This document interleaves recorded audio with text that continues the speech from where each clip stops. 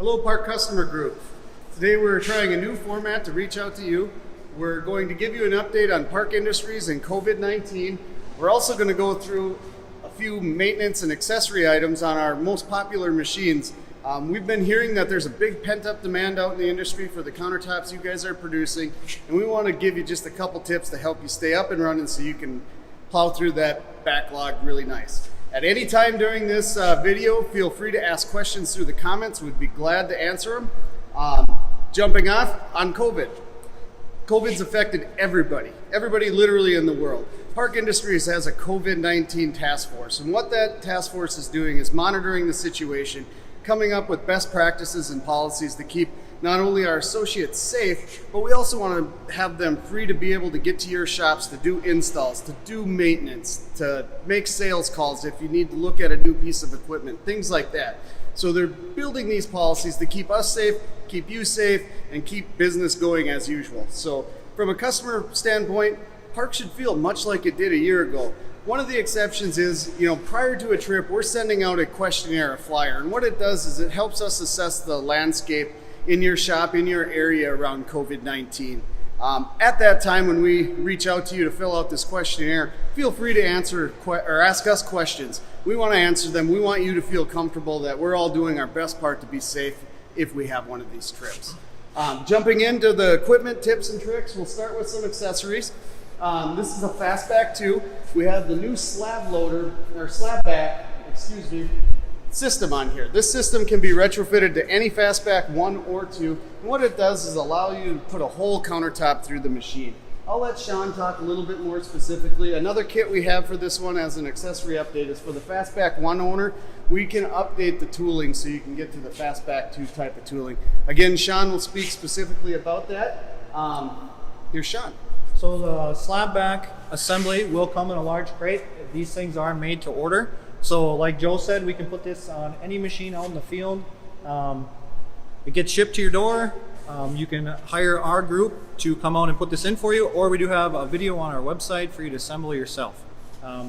Then as we jump into some of the maintenance items on the Fastback, like Joe was talking about, we understand that you're very busy, so we want to just hit on some key items to make sure that you're keeping up with that so that your machine runs optimally.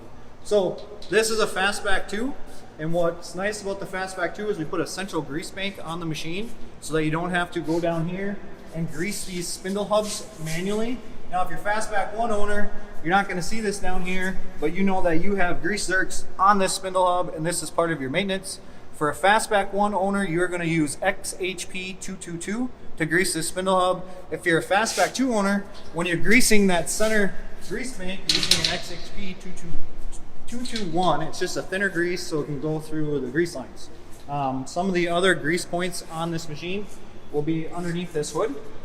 So this also XHP 222. One thing to keep in mind if you're trying to figure out what goes where, every grease point on here where it has a physical grease zerk on the machine itself, XHP 222. The central grease bank is the 221. That's the only difference. So we're greasing this inside here. We're also going to grease the top of these rollers. So there's a pin that goes down here and it has weep holes in it. You grease through here and it keeps this roller nice and greased inside because this is just polyurethane. In here it's just plastic. You don't want to see any rollers that don't roll or compress. So a good test is you pull this back and then it should flip back to where it was. Back underneath this hood here. Sean, before you move there, why don't you go through the Fastback 1 tooling upgrade while we're looking back there? As long as we're here, we'll talk about the tooling upgrade that we did. We came out with the Fastback 2. The white quartz became very popular and we were having issues polishing it. So we went to a soft pad that is very similar to what you guys are using in your shops when you're doing the hand polishing. So Fastback 2 would come with this tooling. If you want to go to this style tooling with a Fastback 1, you would buy a kit from our parts department. It's going to come with the Velcro backers that would go on your existing snail locks, and then these just pull off through Velcro. So it's very nice. Again, as I talked about, compress that, it should pop back. If for some reason it doesn't, you can remove this 3/8 bolt. So let's say the fifth roller, it's not compressing like it should. Remove this 3/8 bolt, you pull it out, there's a spring and a bushing inside there. It's most likely that the spring was either caught on the bushing or it's time to replace that spring. There's 21 springs and bushings in total. we have these at Park readily available. As we move this assembly in and out, you can see that there's grease points here, and I want to point out this assembly we have here because our covers are covering up what it looks like. So all this is a pillow block, and you grease this right here, which will be there. It rides on this drive shaft and on this slide assembly. You keep that grease, and this should go in and out very nicely. There's a chain that goes from the infeed side to the outfeed side. You can't see it because it's covered. We're protecting it from the elements. But if you look right here, we have an access hole for that chain. So what I would recommend is you follow your book on the maintenance schedule, crank this all the way in, and then have somebody else stand there, spray the chain wax on the chain, and move it out. A lot of times over time these things start to seize up on you. You can buy all of these parts individually, or if you want to try and just get this done quick, you can buy this complete assembly. We have it for the drive assembly and the outfeed assembly. We have it for Fastback 1 and Fastback 2. Perfect. Let's move over to our Titan 2000. The machine we have here happens to be a 2800, but 2700 is almost identical other than the physical size. We have a couple kits available for this Titan. One of them is an air purge kit for the projection laser. What we're doing is pressurizing the case of the laser just a little bit with some dry air. It's trying to prolong that longevity of that projection laser and get you longer times between service intervals and failures. One of the other kits we have for this machine is a high flow water kit. We have a kit for the spindle, and we have a kit for the halo. This kit does not generate flow. All this kit does is remove restrictions on the machine to allow whatever your potential flow in your shop is to get out to the work area. With the high flow water kit at the halo, we're seeing if you have the potential water available up to 18 gallons a minute. Through the spindle, we're getting about 3.5. What this will allow you to do is utilize high-speed tooling and just get more production every day, every hour this machine is running. I'll let Sean talk a little bit more about some of the accessories and maintenance items. Yeah, so talking about the water flow kits, a big goal for us was to make this self-installable, and we have done that. So we have videos and procedures online. You can buy the kits through the parts department or customer service. All you're really doing is changing the components, like Joe said. So we're talking ball valves, and we're increasing the water line size so that we get that optimal flow outside your halo and out of your spindle. Work with your tooling rep with your high-speed tooling to figure out if you actually need the through spindle or halo or both. And then this is not specific to just the 2000 series Titan. We can go as far back as the 1016. So 1016, Titan 1800, we can also put these kits on your machine. It would just require some additional ball valves. So now we'll move into some maintenance items. Again, we're not hitting on every key maintenance item on these machines, just stuff that we want to point out that if you're keeping up with this stuff as you're going through your high production right now to deal with your backlog, this should keep you running optimal. So we'll start with the bellows. All the bellows on our machines with rack and pinion are essentially the same. And as you can see, we keep our bellows very clean and dry in the shop. You want to keep it clear of debris inside of here. So after time, I would say your operator should be blowing this off every day before or after a shift to make sure that it's clean. And then if you follow your book, every 40 hours of runtime, you should also be pulling these bellows back and wiping down your rails. We use Vactor Way Oil number 2 to wipe down these rails. And then I would also recommend that when you're doing that, you inspect inside here, these wipers. If these are full of grit and debris, then I would recommend that you actually remove this end cap so you can fully take this bellow off, flip it upside down, and clean in between there. And then when you're doing that, get an arm roll, put it in a bucket and get a foaming brush and clean these bellows individually. And you want to spread them apart, make sure there's nothing inside here or any pinholes. If you do end up with some small pinholes, sometimes you can tape them. If you can't, then I would recommend replacing. This is a pretty expensive item to be replacing because you didn't keep the bellows clean. Also want to touch on these thumb screws. There's 5 thumb screws per point on the machine. So you may think I got 3 thumb screws here holding it in place, I should be good. I recommend you drill and tap this hole out, you replace the thumb screw. It's just a 1/4 thumb screw. We have them at Park, we can ship them to you, you can go to the hardware store, but keep this part nice and tight both on the front of the machine and on the bridge. We're going to move back to the bridge As I said, 40 hours of runtime. You're going to be wiping down these rails and coating them with the Mobil Vactor Oil number 2. Then you're also going to be pumping your bearings with grease. Same grease as the Fastback XHP 222. If you're having some polish issues on the machine, you might want to jump to just thinking you need to replane the table or it's not level. I recommend that we start looking at the rail and bearing system instead. As you can see, inside this bearing, there's little balls that will run in these grooves here on the rail. So what happens over time if you weren't greasing your bearings or a bearing failed, this will then sit down flat on the rail, and what it does then is it pushes these edges out and they become sharp. So then you might say, my full bowl nose came out right here, but every time I go to do it over there, it's not coming out. It's too big or it's too small. And now my tools are wearing uneven. I would check this access first. Make sure that your rails and bearings are good. Now, on the Titan, what's nice is we use a precision gear rack and gear. That's what gives us our tight tolerances to get the polish we're looking for.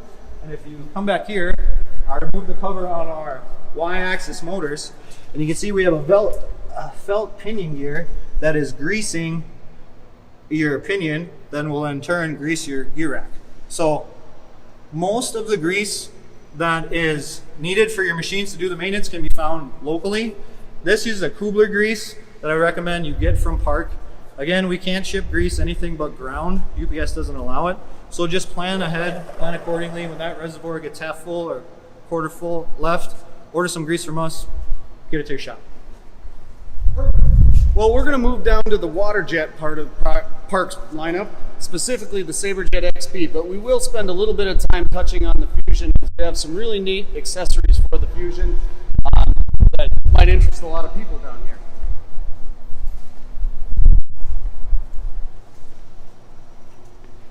So here's the SaberJet XP. I said we'd talk on the Fusion. They're very, very similar machines. With the Fusion, we created a water runoff kit. What this kit does is add an extra layer of protection for the bellows, the bearings, the rails, since they're a little bit lower on a Fusion type machine. We have a kit for every iteration of the Fusion.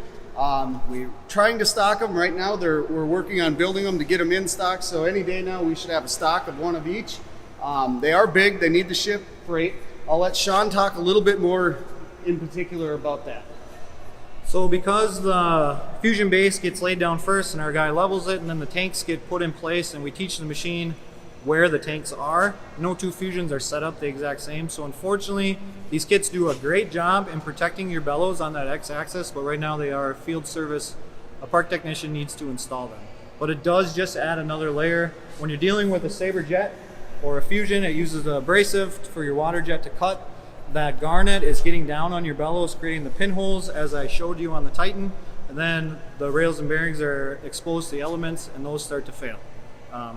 So again, just another layer of protection should make those systems last longer. And then as we move into the SaberJet monoblock system now, we moved our rails and bearings up to the top. It's the same rail and bearing system, if you will. We changed brands. It's now a Highwind brand, and these rails will be coated now. Your Fusion rails are also coated now if you go through replacement. Main item on the SaberJet, as you deal with the 5-axis saw, you start getting into porcelain cutting and the tight miter cuts and stuff like that. You want to make sure that your table is up to par. As you can see in our training center, it's probably time for us to start replacing some of this rubber and some of the slats. The rubber comes from Park, so I would recommend that when you start seeing some of the strips go out, you place an order for all the rubber that you need. Should be 60 strips on here. You get a chipped ground, save on that expedited shipping. And then as far as the slats themselves, you can buy them from Park. We can ship them to you freight, or you can work with us and we'll give you the specs on them. So it's just sheet metal you can have cut out.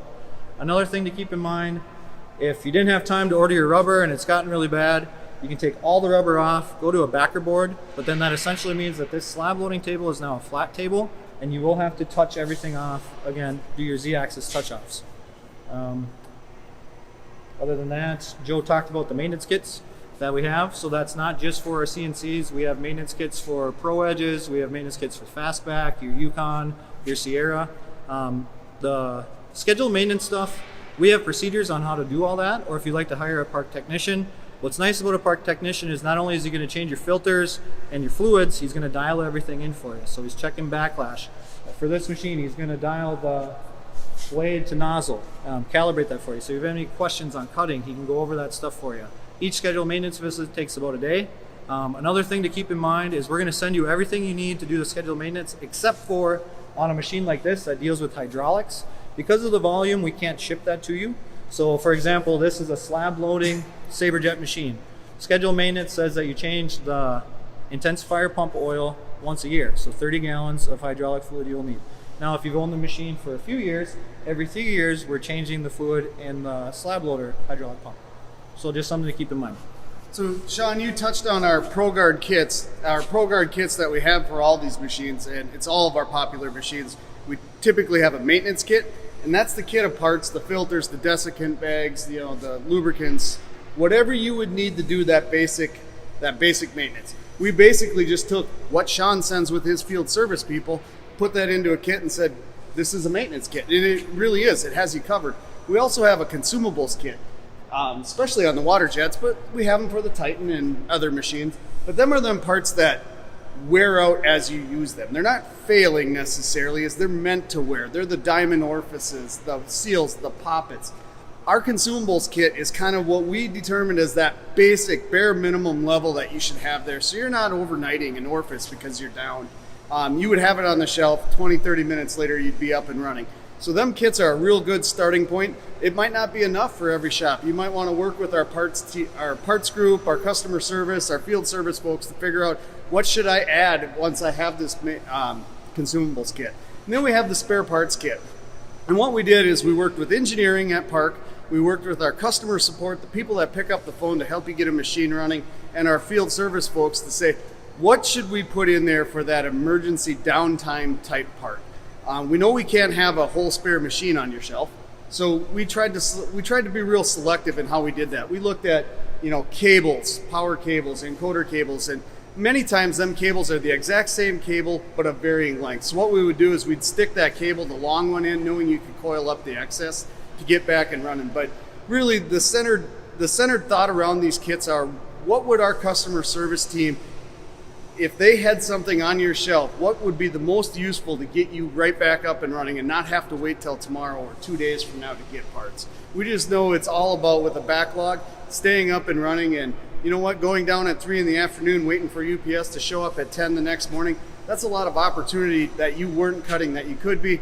Now you got to juggle your schedules, your install schedules, things like that. So we said, okay, if we had a kit, what parts would we put in it? So if you went down at 3, maybe by 3:30, 4, 5 o'clock, you could be up and cutting, and second shift could be going strong. First thing in the morning, first shift comes in, and they have an operating machine. We're not waiting for UPS to show up. So put a lot of thought into them. Our parts department, our customer service people would love to work with you to identify which specific kit you need for your serial number. They can also work with you to add parts to it if you think, you know what, that's a good starting point, but I need a little bit more. I'm going to kick it back to Sean. We're going to move over to the intensifier. Before we get to the intensifier, we'll talk about this machine. So with the Fusion and the Titan, we talked about grease points. What's nice about our SaberJet and our new style Titan, and an option for you is an auto lube system. So this SaberJet has the auto lube system, and it's going to grease your X, Y, and Z bearings for you. It's also going to grease your Z-axis ball nut. The one thing that I want to point out that it does not grease for you is your nozzle assembly, that rise and fall right there, that you need to grease, and then also your arbor, that you also need to grease manually. So now we'll move into some intensifier tips.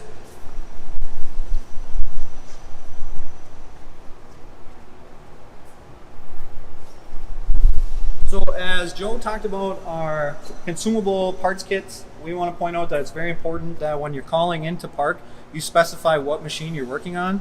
You might think, I have 2 SaberJets and I just need 2 kits, but that might not be the case. So we'll ask, what serial number are you working on? Do you want kits for both machines? Because this intensifier will look the exact same, most likely, as your Fusion intensifier, but based on the horsepower of the machine, these components might be a different size. So just make sure you're working with Park and letting them know what machine you're working on so we can get you the correct parts, so that when the machine is down, you go to replace something, you have the right size part to do so. Now we talk about, I'm not going to get too far into intensifier maintenance because we have lots of videos. And I think it's really helpful if you download the Hypertherm app and you just, especially if you're a first time guy doing it, you follow the app to a T. It's very helpful. I still use it out in the field. But I want to talk about the torque spec on here. So you don't just want to, when you're tearing this apart, torque this back to the 275 foot-pounds that we recommend. I want to make sure that you're doing it in an X pattern and you're doing it in 50 foot-pound increments. So let's say that you had an overstroke alarm, you're most likely going to need to replace high or low pressure poppets. So when it comes to removing these high pressure lines, if we need to remove this one so we can get this cylinder off, what we would do is put a wrench here and hold this T-block in place. We would actually loosen this line and this line first, and then we would move our crescent wrench so we can remove this line. Then you're going to remove these nuts. You'll pull this off, and because you have the Park Industries consumables kit, you are ready to rebuild your intensifier. Wonderful. Well, thank you, Sean. We just want to thank you all for the time. If you liked the video, let us know through the comments. We'd be happy to do more of these videos if you had a particular process or a particular machine you'd like to see something on. Again, put it in the comments. We'd be happy to come back and do another one of these. If not, enjoy your time. Hopefully you have a huge backlog that you're efficiently getting through, and we look forward to hearing from you. Thank you.